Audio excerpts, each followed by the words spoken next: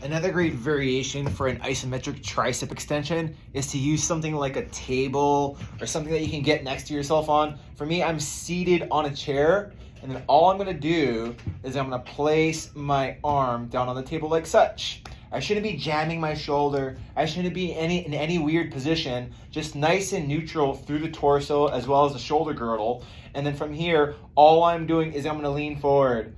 Notice as I lean forward, I'm getting more lengthening on my tricep tissue, right? So I can play with this now.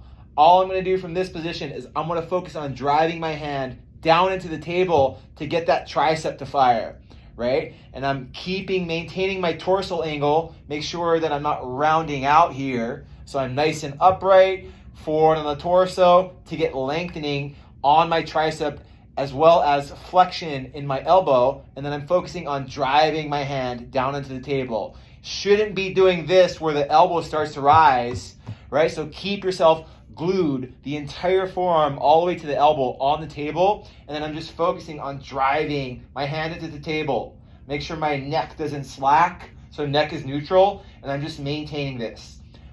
Additionally, I can change position on my forearm. So I can go palm down, I can go thumbs up, or I can go into full supination here with my palm up, and I'll get different stimulus into my tricep.